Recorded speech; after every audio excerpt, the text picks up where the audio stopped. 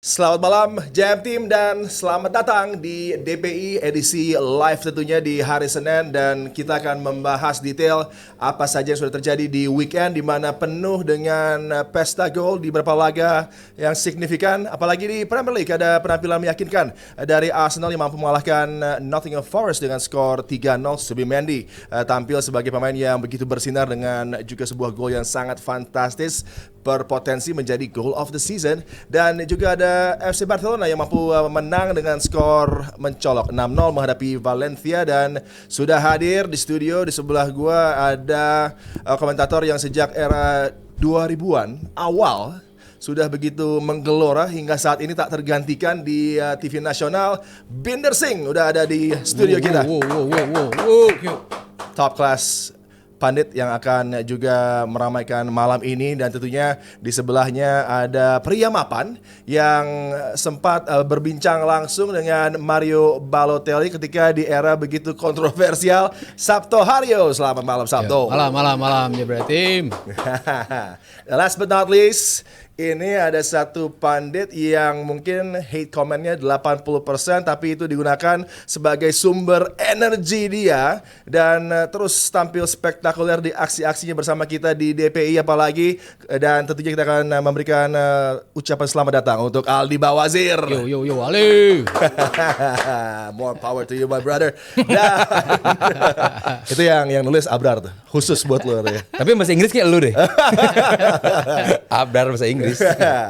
Kita akan langsung menuju ke dua pertandingan dengan skor signifikan, apalagi kita akan pertama kali melihat bagaimana aksi dari Barcelona yang mampu mengalahkan Valencia dengan skor 6 gol tanpa balas. Sempat ada mungkin sedikit deadlock di awal persaingan, tapi kemudian di babak kedua begitu cair, dan Pedri luar biasa, Fermin Lopez yang tampil mempesona dengan kemampuan finishing dan juga bagaimana dia melakukan pergerakan tusukan-tusukan berbahaya ke zona pertahanan Valencia, dan ada Lewandowski yang tentunya evergreen. Dan lo melihatnya seperti apa dengan penampilan Barcelona di Johan Cruyff Stadium ya, untuk bisa meraih poin penuh menghancurkan Valencia. Ya, Valencia jelas bukan dalam kekuatan terbaik, dia apalagi di atas bahas atau di alta baha market transfernya musim ini, kehilangan pemain penting juga termasuk Mascherano ke Arsenal. Jadi lini belakang mereka sedikit terganggu, Gaya masih ada di sana juga, artinya memang belum ada regenerasi yang baik dari Valencia. Tapi kalau gue bisa bilang ya seperti yang Adi katakan tadi, babak pertama memang gak begitu convincing. Tapi begitu babak kedua mereka ya udah tak terbendung gitu. Tapi kalau gue pengen nyebut satu pemain untuk gue fokuskan, mungkin yang nggak bikin assist tapi ataupun gol ya, tapi memiliki rating termasuk yang paling besar di berbagai macam statistik stat zone yang kita punya, yaitu Pedri. Pedri mungkin end pass atau end produknya mungkin semalam nggak begitu kelihatan, cuman bagaimana peran dia di midfield menjadi breaker, menjadi awal dari bentuknya serangan balik dari Barcelona, bentuknya build up juga dari dia semua, banyak dari seorang Pedri. Jadi buat gue beruntung Barcelona bisa tetap memainkan Pedri yang tetap harus dijaga ya Mas, kalau bahasa Mas dipirit-pirit gitu, karena ini pemain pernah terdampak sering atau overuse, dimainkan terlalu sering, akhirnya juga cedera. Tapi gua rasa seperti Hansi Flick juga mengganti Pedri di menit 81 semalam, tetap ingin menjaga fitness dari seorang Pedri yang tentu saat ada di lapangan kita bisa melihat magisnya baik di timnas maupun di klub. Jadi buat gua selama ada Pedri, gua rasa Barcelona tetap akan menjadi kekuatan besar musim ini. Dan ya, Fermin Lopez, Barcelona hampir kehilangan dia akhir musim dia bursa transfer kemarin. Bayangkan Barcelona tanpa seorang Fermin Lopez ya, karena memang Barcelona juga harus menarik ulur neraca keuangannya, tapi nggak jadi. Fermin Lopez tetap stay di Catalunya, tetap di Barcelona, dan ya diperankan sebagai nomor 10 semalam, benar-benar menjadi ancaman buat lawan, memberikan bantuan juga ke depan bersama Torres, sama-sama baik. Jadi ya buat gue Barcelona menghadapi Valencia yang tidak begitu impresif. Buat gue ini kemenangan yang sangat amat menjadi statement buat Barcelona musim ini. Dan kita akan menuju ke Binder. Kalau kata Abrar, Sabto tahan dulu. Binder, dengan tanpa Lamine Yamal, tapi ada impact dari Marcus Rashford, dan bagaimana ada koneksi yang dia ciptakan dengan Rafinha juga. Ini adalah satu keadaan yang sangat positif sebenarnya untuk Barcelona. Ya, gue perlu jawab gak nih? Karena gue kan fan Madrid. Ntar, lu ada pertanyaan Madridnya. Iya, Yang ini pengantar Iya, betul. Justru pembuka. pandangan fans Iya, Madrid nanti diperlukan nih. Sebelum gue jawab, mungkin udah ada yang komen juga nih, gak netral. Apa? Kenapa? Ya, komen. Gue kan Komennya fan nggak netral. Madrid. Boleh gak komenin Barca? Boleh, boleh. Wajah netral Nggak ada Indonesia. masalah. Oke. Yang pertama, gue gak ngerti istilah overuse. Ya.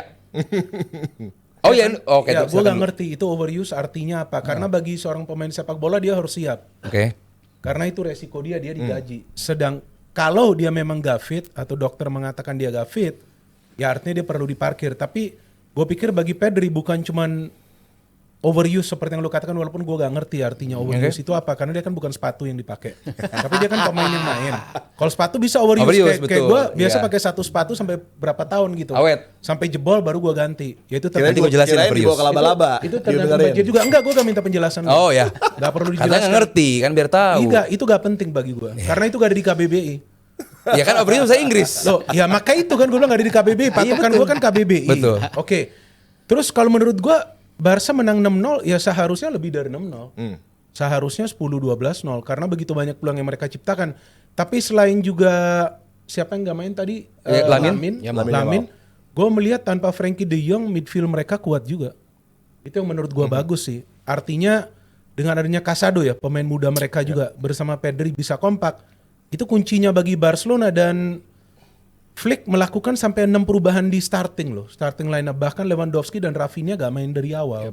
Walaupun kemudian mereka masuk, mereka mencetak juga sampai total 4 gol.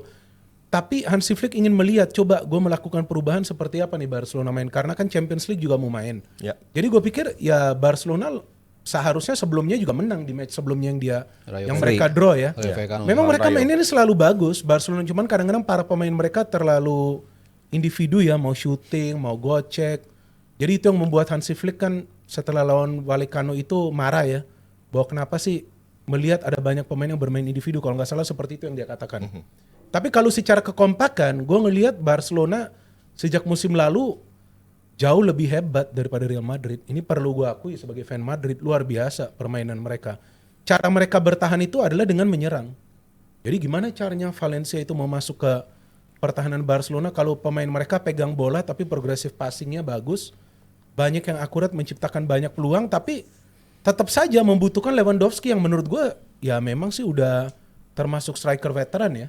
Udah ya gak ngerti apakah nanti akan ada striker baru yang Barcelona beli, karena kalau di pertahanan di tengah mereka sudah ada banyak pemain muda. Ya.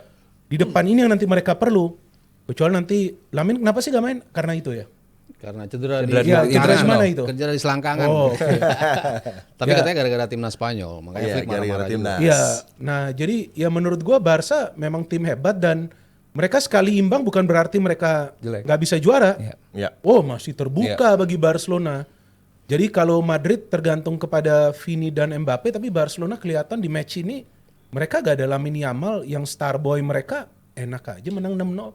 So bahaya juga ini Barcelona. Iya tentunya, dan kita akan melihat Binder menjelaskan tentang momen yang didapat Barcelona. Gue lagi yang jelaskan ini. Lo lagi Waduh, nih. ini fair gak nih Ini tugas lo penjelasannya? untuk Fair. menjelaskan Oke, siap. proses terjadinya gol untuk Barcelona. Oke, boleh bercanda juga gak? Boleh. Boleh, Boleh. Harus. Bang Minder mau ngapain? Boleh.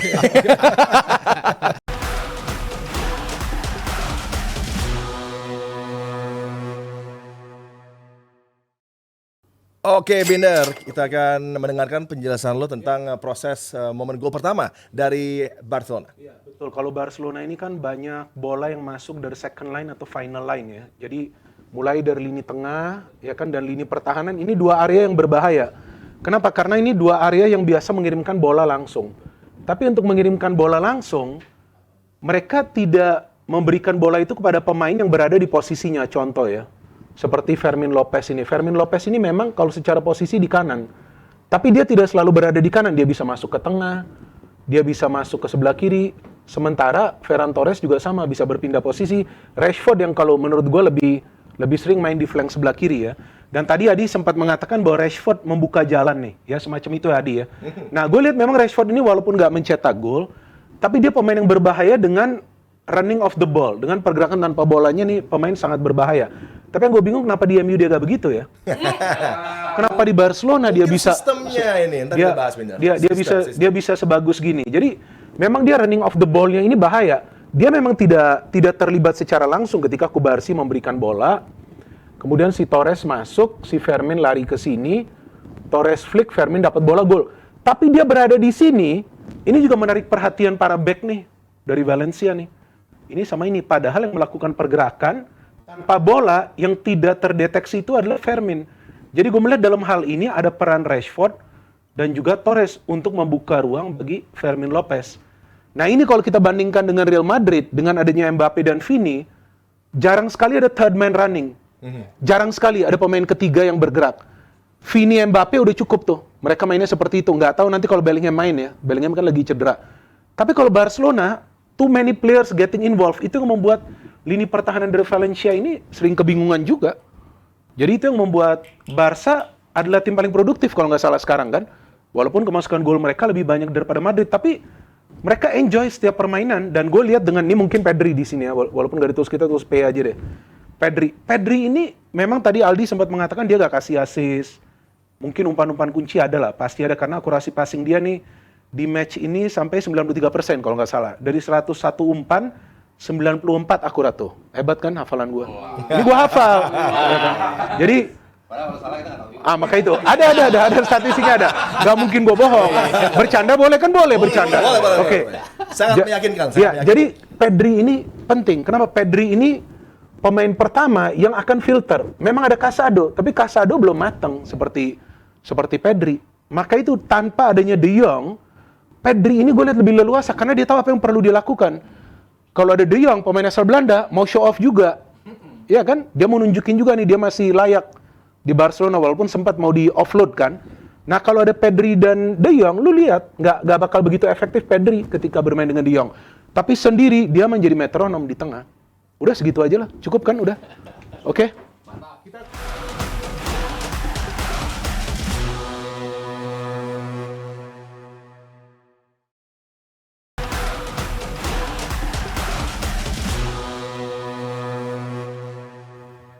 Luar biasa dan cuman di DPI lo semua bisa melihat JM Team bagaimana Binder Singh, fans Real Madrid bisa menjelaskan tentang Barcelona, tentang permainan mereka, kemenangan mereka dan juga proses gol yang dicetak gol pertama dari Barcelona. Iya, karena itu proses gol yang indah harus gue akui. Kalau indah harus gue akui indah, kalau memang buruk ya harus gue akui buruk. Kecuali Madrid kan beda lagi. Ada alasan aja yang bisa gue berikan.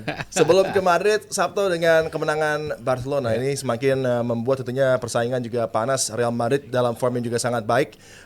Mereka menghadapi Real Sociedad yang biasanya menjadi tim yang lumayan menyulitkan bagi Real. Mereka bisa unggul dengan 10 pemain, tapi melihat Barcelona yang juga melakukan satu aksi statement dengan kemenangan 6-0-nya. Ini seperti apa bahayanya Barcelona untuk bisa mempertahankan title mereka di La Liga? Ya, mungkin tadi penjelasan Binder akhirnya membuktikan ya.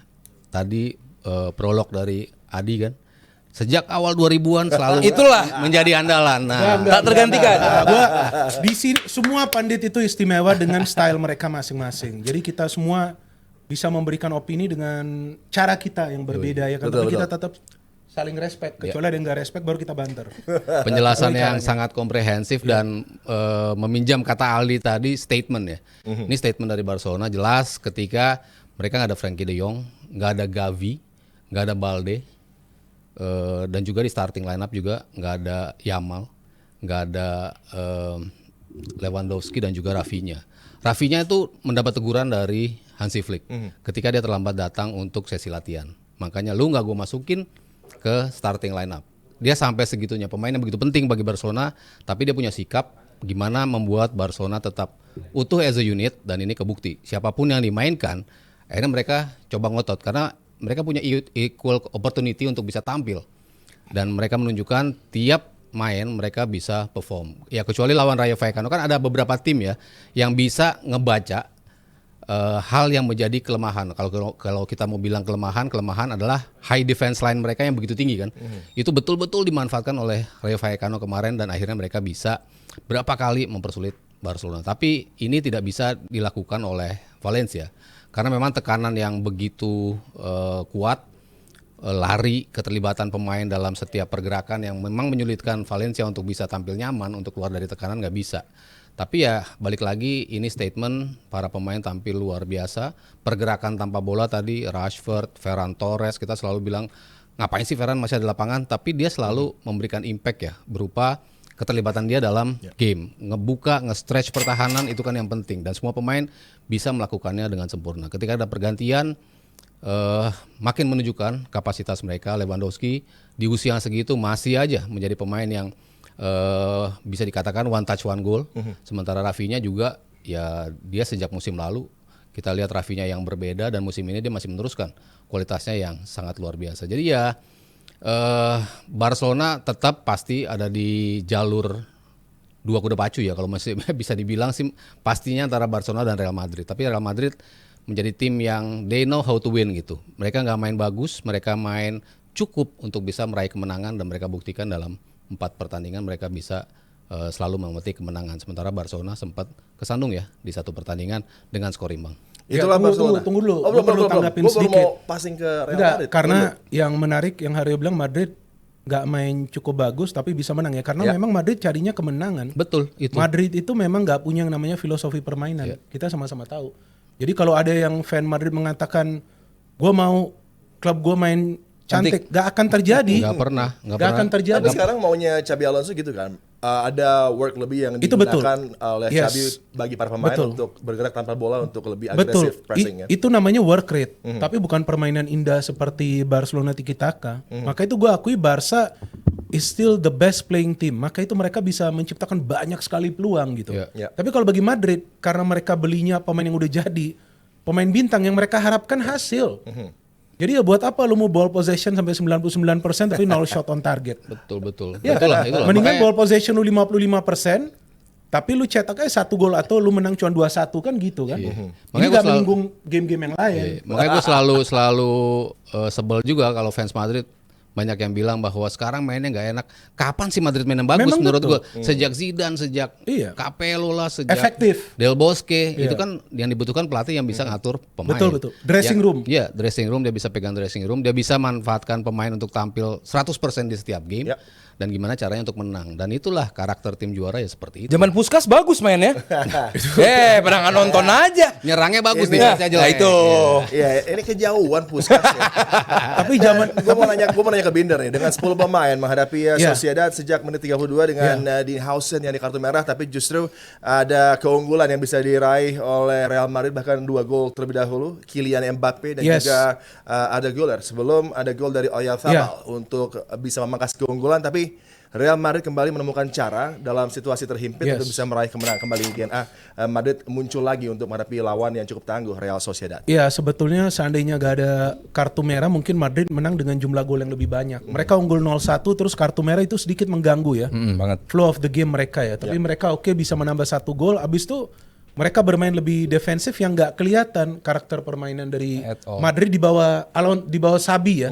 Jadi para pemain lebih fokus dalam defense. Sociedad mendapatkan beberapa peluang. Jadi gua ngerasa bahwa wasit ya bukan cuma yang on field tapi juga yang di ruang Iya. VR yang ngerusak pertandingan ini. Padahal gue Lo nonton nggak setuju dengan red card ini ya? Karena ya ini jelas kontroversial. Ya? jelas gak setuju. Awalnya gua kira akan dikasih kuning karena jaraknya itu jauh.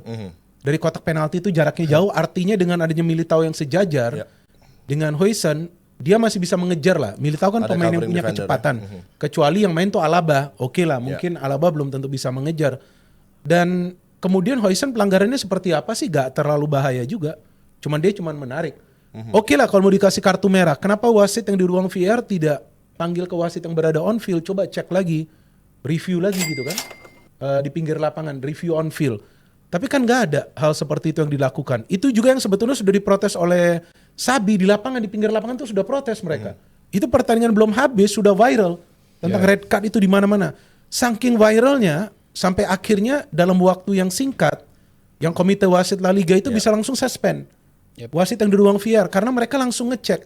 Oh ternyata betul ini keliru ini wasit. Seharusnya ada dulu pengecekan dari monitor di pinggir lapangan kemudian memutuskan itu merupakan hal yang lebih bijak. Tapi ya memang pemakaian VAR ini kan kontroversi bukan cuma di Spanyol.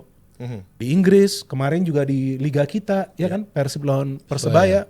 Sama juga, begitu. Kenapa gak wasit yang di ruang VAR itu meminta wasit on field coba cek lagi, apalagi apalagi proses-proses gol atau situasi yang bisa menentukan hasil akhir. Ya. Seperti kemarin Madrid itu kan baru unggul 0-1.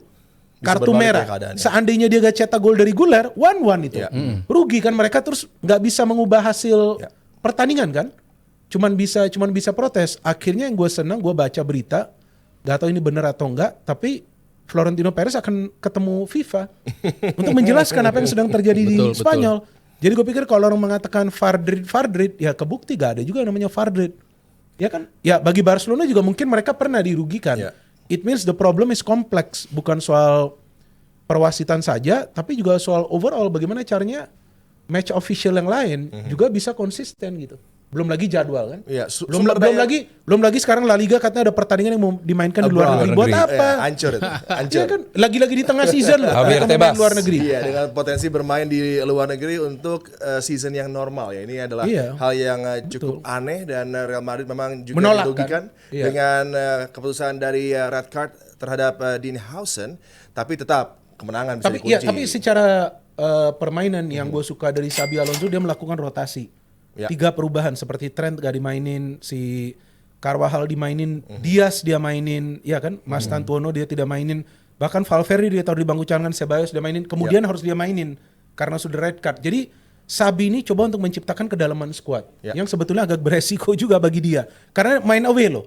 Tapi dia coba untuk menciptakan kedalaman squad agar di Champions nanti lebih bugar lawan Marseille kan. Iya. Apalagi ada international break kemarin yang Iya. membuat pemain-pemain yang dari Betul. Amerika Latin datang Yes. cukup mepet dengan waktu Iya. pertandingan, dan kita akan melihat yang udah nyawer, dan Fadil sudah memberikan kita 100.000. Kata Mas Rizal, Liverpool lagi masa transisi. Apakah valid dengan transfer mewah disebut masa transisi dan wajar apabila nggak juara? Tanggapannya dari Aldi Bawasi. Oh jelas enggak.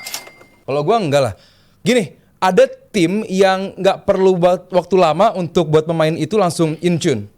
Ada ada tim juga yang butuh 6 bulan bahkan Fernando Torres untuk bisa bikin gol pertamanya di klub. Jadi buat gua itu bukan hal yang sulit bagi Arne Slot harusnya untuk jelas dengan kebutuhan yang dia hadapi sekarang, dengan mewahnya lini depan yang sekarang dia dapati, dengan adanya Isak, Ekitike, terus juga ada Salah juga, Gakpo, terus di midfield juga di belakang. Udah gue jelasin di episode terakhir di hari Rabu kemarin bahwa nggak excuse kalau gue bilang ini musim transisi buat Liverpool, jadi wajar kalau sampai Liverpool nggak juara. Jelas Liverpool mungkin tim paling kuat di Premier League musim ini. Mereka kuat dan jauh makin kuat di belakang. Yes, Kerkes masih belum padu di lini belakang. Cuman gue harus bilang pembeliannya Liverpool semua, kalau gue bilang on point pun masih kurang, karena saat lu udah punya etikite, lu udah cukup sebenarnya, tapi lu datangkan lagi Alexander Isak. Jadi buat gue luar biasa. Kita lanjutin pembahasannya. Oke. Sebenarnya Di gue mau pembahasan tambahin dikit. Liverpool. Gue tambahin dikit aja. Dikit. Enggak dikit. Sebenarnya dikit doang, tipis. gue gak sepakat dengan Aldi bahwa Liverpool tim yang paling kuat. Enggak, yang paling kuat tuh MU. Nah, suara dua-duanya tunggu dulu tengah. dong. Gue kan belum selesai. Kuat dibully. Enggak. Paling kuat suara fansnya di sosmed. Yang sebelumnya mengatakan tsunami trophy.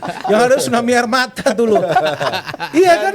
Paling kuat suara mereka itu di Manchester sosmed. United katanya sudah comeback dengan penampilan pertama menang XG lawan Arsenal. Itu udah membuat situasinya katanya berbalik positif, tapi enggak juga kan. Oke, lanjut. Kita lanjut 1 ke jam Budi. ini durasi.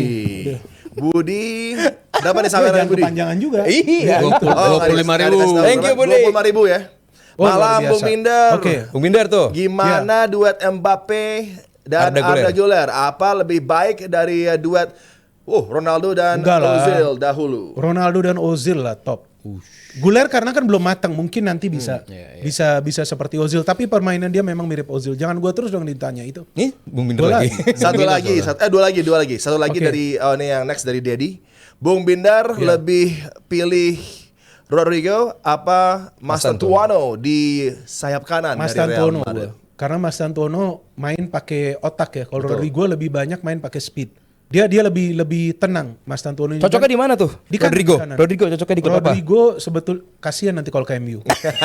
Sebenarnya cocok di MU. Iya, cuman kasihan aja, janganlah. Onana aja bisa man of the match di Turki. Trabzonspor. Kalah aja man of the match. Kita lanjutkan, nextnya ada Lukman. Barca mantap itu doang. Barca Lanjut mantap. kita